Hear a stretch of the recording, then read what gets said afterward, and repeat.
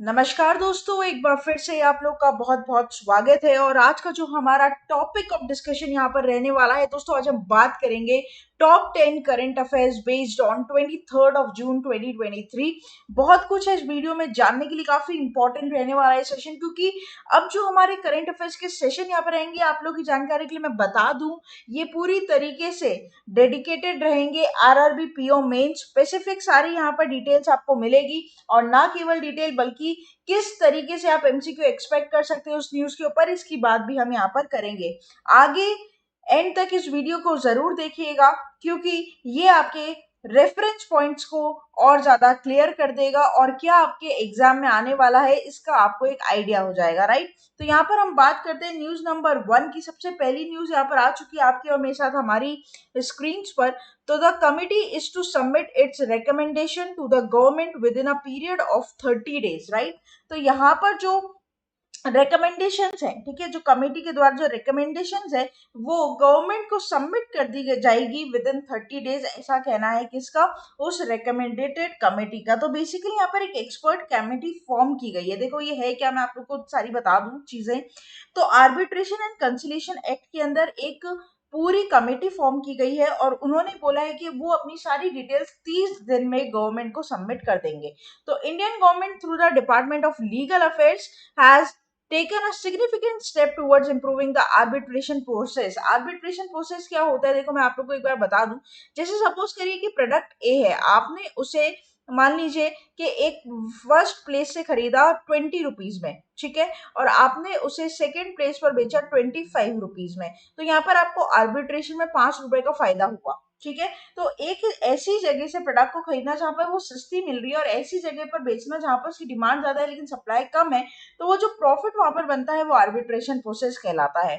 Lead by the former law secretary T K Viswanathan, the committee aims to recommend reforms and arbitration and conciliation act. इसमें दोस्तों बहुत सारे क्या होते हैं ना, फ्रॉड्स भी होते हैं और बहुत मनमानी भी चलती है। तो इसी चीज को मद्देनजर रखते हुए ये आर्बिट्रेशन जो लॉ है उसमें एक चेंज लाया गया है, जिससे जो डिग्निटी है वो मेंटेन रहे, कोई किसी का भी शोषण ना हो, ठीक है। With the focus on reducing court intervention, enhancing cost effectiveness, ensuring timely resolutions, the committee is expected to submit its recommendation within 30 days, right। तो ये आपको इधर क्या करना पड़ेगा, ध्यान रखना पड़ेगा। और दोस्तों एक बात और आप ध्यान रखिएगा, करंट अफेयर्स भी हम करा देंगे, और करंट अफेयर्स के साथ साथ आपको स्टैटिक अवेयरनेस की डिटेल्स भी हम आपको देंगे, ताकि डेली बेसिस पर आपको ना तो केवल करंट अफेयर्स बल्कि स्टैटिक्स की न्यूज भी मिलती रहे, है ना।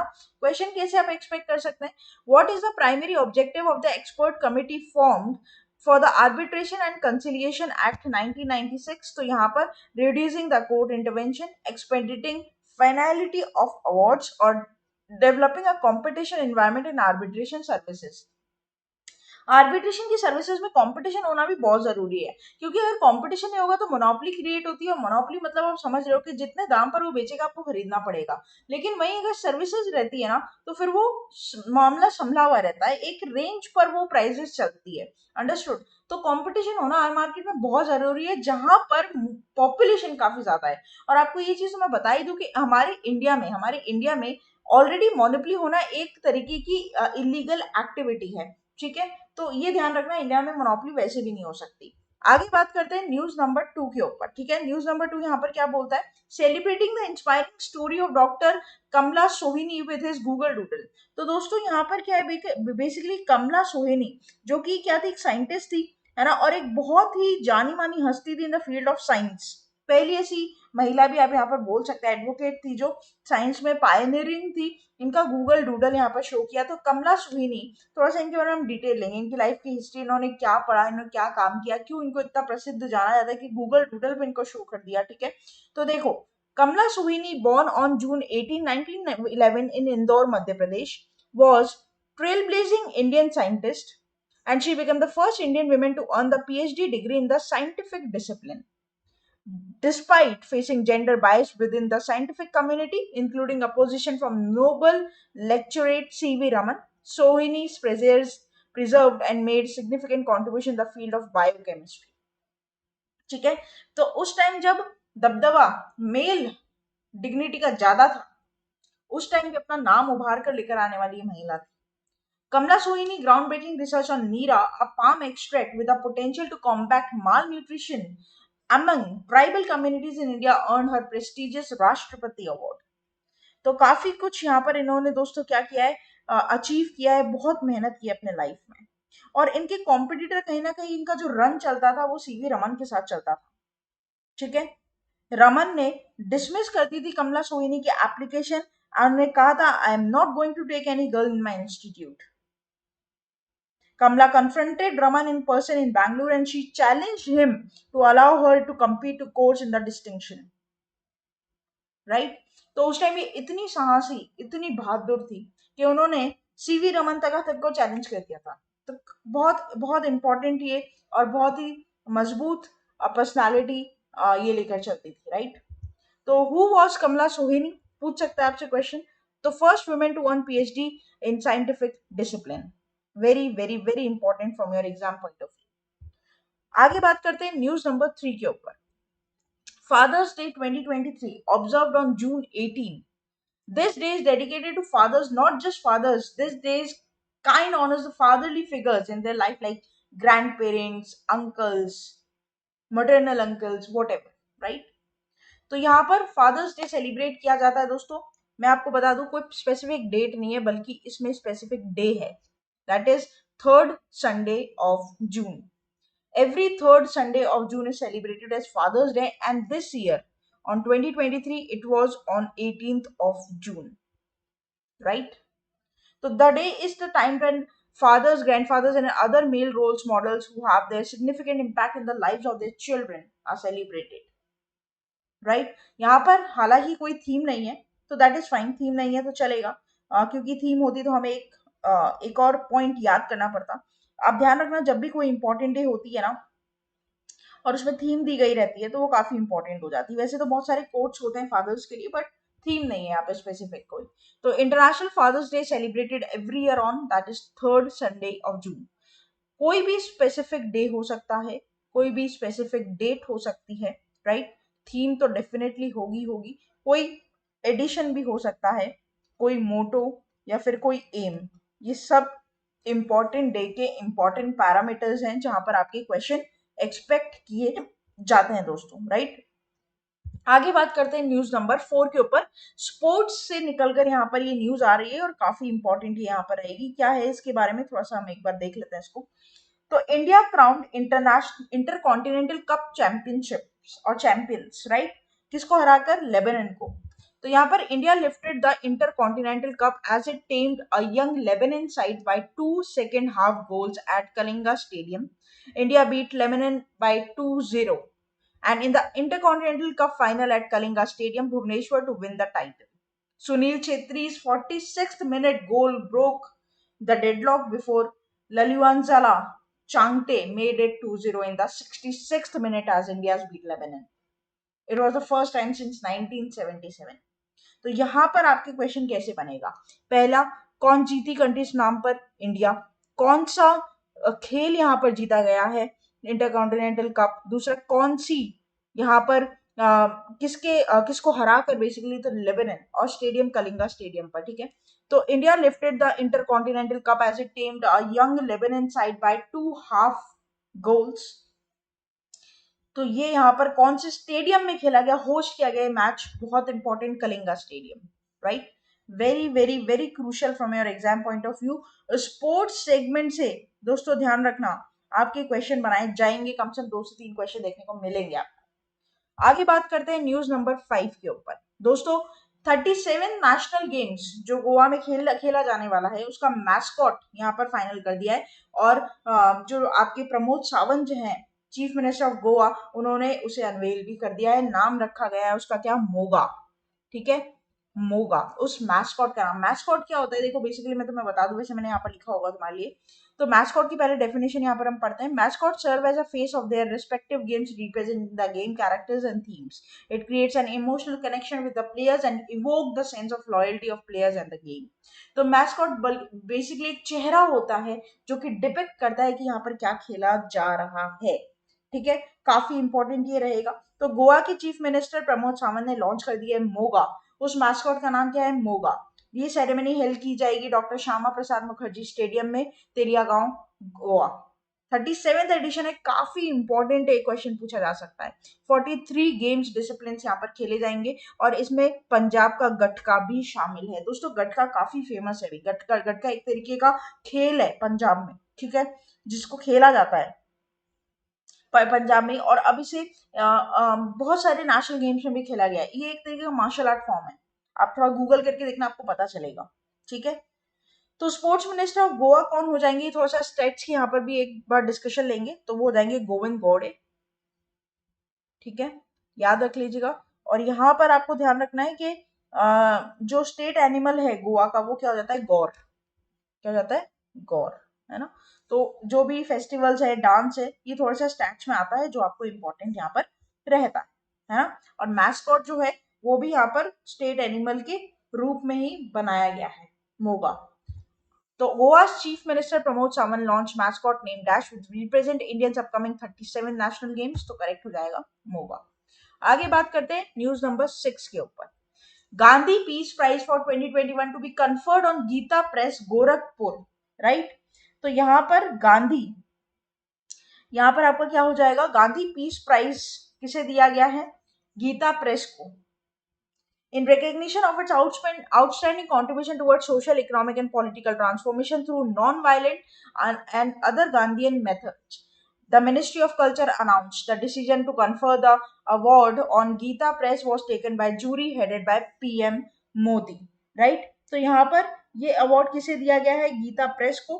वेरी वेरी इंपॉर्टेंट, अवार्ड का नाम क्या हो जाएगा, गांधी पीस प्राइज 2021। दोस्तों ये जो गीता प्रेस है ना, इसने बेसिकली उस टाइम महाभारत रामायण ये सब भी बेसिकली लिखी थी, मतलब प्रेस की थी, मतलब प्रेस होता है एक बुक का एक प्रेस होता है, वो की थी। इसे स्टैब्लिश किया गया है 1923 में, ध्यान रखना। ये जो गीता प्रेस है ना, इसे स्टैब्लिश किया गया था, मैं थोड़ा सा आपको डिटेल बता दूं, 1923 में। और ये आज के टाइम का वर्ल्ड का लार्जेस्ट पब्लिशर्स में से एक है। इसने आज तक करीबन 42 करोड़ बुक्स को पब्लिश किया है 14 लैंग्वेजेस में, ठीक है, जिसमें से श्रीमद् भगवत गीता भी है। बहुत इंपॉर्टेंट, ये आपको ध्यान रखना पड़ेगा, है ना। क्वेश्चन डेफिनेटली बनाएगा, who will be confirm with the Gandhi prize peace prize for 2021, Gita press Gorakhpur, है ना। आगे बात करते हैं न्यूज नंबर 7 की। Akashvani Doordarshan emerge as most trusted electronic media organization in the country as per Reuters Institute's digital report।